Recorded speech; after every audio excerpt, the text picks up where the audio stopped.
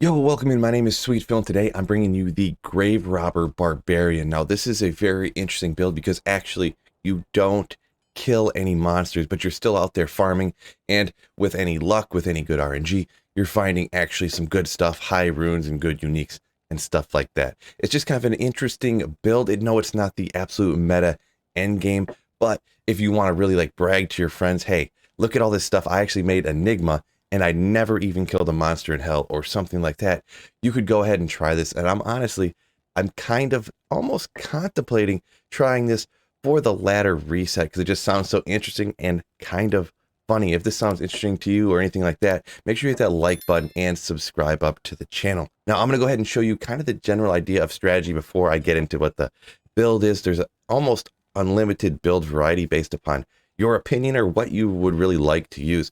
But I'll go ahead and show you and talk through kind of the general strategy you'd want to use with this type of character. Now you can do this by either following behind just a random group of just strangers online on Battle.net, or you can actually team up with 2 or 3 people and kind of work together to where you'll actually get double drops from every pack that you kill. And you can also item find champions to get those super rare uniques as well. So right here, somebody is following along with a sorceress, and then the barbarian is going ahead and item finding the whole herd of cows. Now, the sorceress does not necessarily have to stick together. The people could go ahead.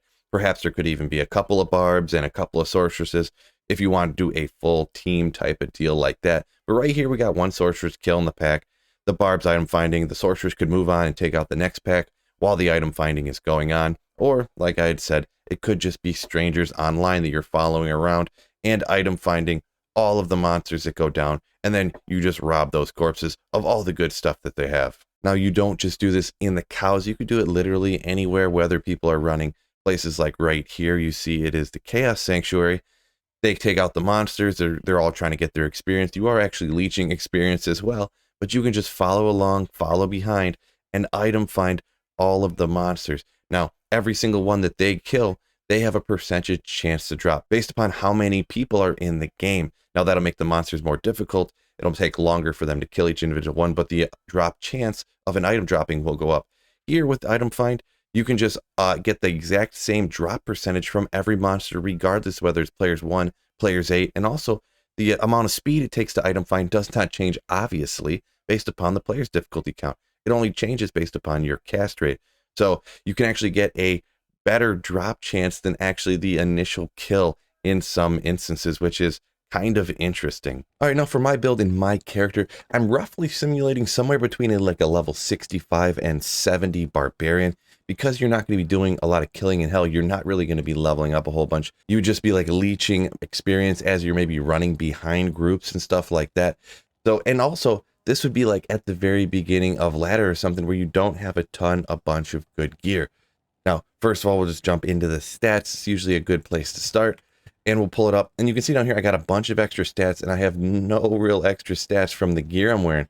What I actually did is I put enough strength and dex to wear the gear, pretty standard there. But I decided to split between vitality and energy the remaining points, just because you're not going to be fighting monsters. Generally, there'll just be maybe some stragglers, so maybe you want a little bit of life just so you don't get one tapped in hell.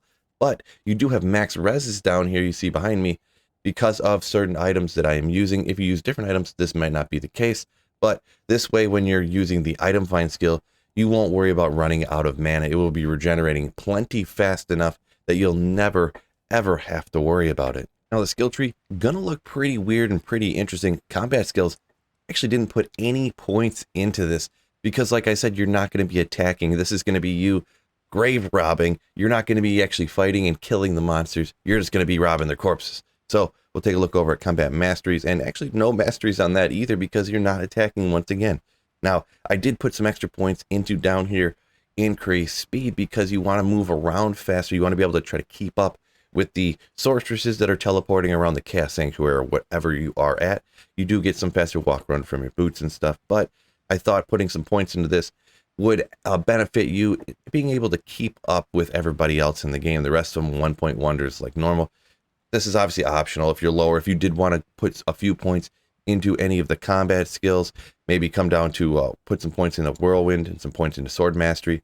Completely understandable. Blade mastery now, please excuse me. Completely understandable if you didn't want to go just a few extra percentages to help out your grave robbing barbarian, you could do that. but I kind of wanted to stick to the idea of I was building this and I was not going to actually plan on killing any monsters myself at all. So that's why I decided to go this way. And also remember, you don't have that faster walk run from Enigma. You don't have teleported or anything like that. Looking over at Warcries, I maxed out both Find Potion and Find Item to get that Find Item skill up as high as you could.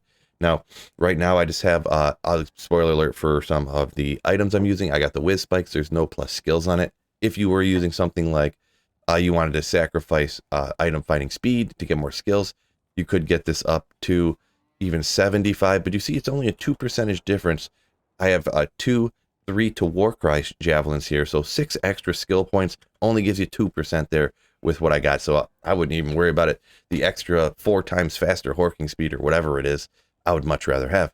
Now, as for other skills, I just went 1, 1, 1 down the middle to get battle orders and battle commands. Obviously good to use, and you can use the shout as well to give you and your party increased defense. That's kind of up to you, and I didn't want to use any more points. A lot of these are from skill quests, and right off the bat, maybe you wouldn't have all those skill quests and stuff, and then I wanted to simulate, like I said, between a 65 to 75, somewhere in there, Barbarian. So I just left the extra remaining points. Tons of other stuff you could do with that, like I was saying, if you wanted to go into actually killing a few monsters yourself and stuff like that. Maybe you wanted to, this was some variation of a Trav Barb. Any of the masteries, you know, any of the skills you wanted to do over here, whether Whirlwind or Frenzy or whatever. But this, like I said, specifically wanted to stick to this Grave Robber Barb type of thing. Now we'll go ahead and take a look at the gear. And like I said before, I have dual Whiz Spikes. So that gives me 50 faster cast rate. You need to get to 105 is a good spot. Not that you have to. There are some lower breakpoints that are acceptable, but getting to 105 is the optimal place to really get to. So we got 100 FCR here, and plus you get 75 all res from both of those, so your resistances, like you've seen before, are capped out over here. Now, also with these, there's lots of other options. If you were rich, if you ever did this, a rich version, maybe you'd start actually finding stuff when you're using this, pulling runes out of stuff. You could go the dual Hoto route. Suicide Branches is another option in here, another 50 cast rate, but you do get 1 to skills too. So it might be an option, maybe do 1 Whiz Spike, 1 Suicide Branch. It's up to you. It kind of depends on what you find too. If you're early on, you take what you can get. Another budget option, Spectral Shard. It's an item that gives you 50% faster cast rate, test 10 to all res instead of 75 here on the Whiz Spike.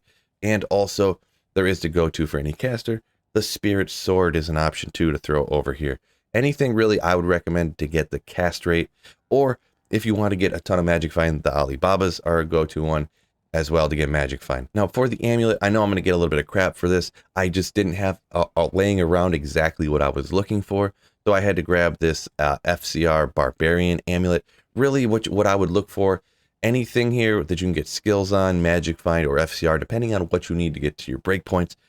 If I wanted to have, and I had it laying around, just a plain blue 10 FCR amulet I would throw on here instead of this, just to show for the budget reason. Or you could throw a 10 FCR one down a little bit lower on the rings, a 10 FCR ring, and it would be the same thing. You'd end up with 110 FCR, and then you'd be over the 105. You'd be a-okay. But just pretend this is a 10 FCR amulet. I always catch a bunch of crap for not using Hero Editor and changing the game files to get exactly the items I want or whatever. Just imagine it. Just imagine. Now we'll go ahead and take a look at the helmet and the boots, because they're actually a combo, a budget combo that is actually very good to use. You won't have it right off the bat, but 2 topazes in an Immortal King's Will up here. So you got 85 Magic Find here up on the helmet, and you do get 2 to Warcries as well. You get a little gold find, but that combined with the boots is a great combination for barbarians, especially a great budget option. 40% faster walk run, you get life, and with the 2-piece bonus on the boots, you get 25% better Magic Find. Now, that's not quite up to the War Trav's level, but considering the extra walk, faster walk run you get, being able to keep up with the rest of the group, and extra life on there, I think that's a great option. Down here, I got 2 Nagel rings. Maybe if you could have worse Nagel rings, these are both 30s, but that's not really the most important thing. Getting some Magic Find on there. Or, like I said, if you could not get an FCR amulet up here, you could get an FCR ring here to reach that breakpoint. Now the blue belt in the middle is not going to look too unfamiliar to people. We got a gold wrap here for the Magic Find. Once again, beyond the gold wrap, probably just a rare belt, or if you did find the Immortal King's belt along the way, or something like that. Gold wrap, get a little Magic Find there. Budget early on, great option. And over here on the gloves, we've got Chance Guards. that's not a shock there either. Perhaps if you couldn't get your faster cast rate up enough over here, you could maybe throw on Mage Fist to get a little FCR there, some FCR rings to get up to that breakpoint. There's another option there.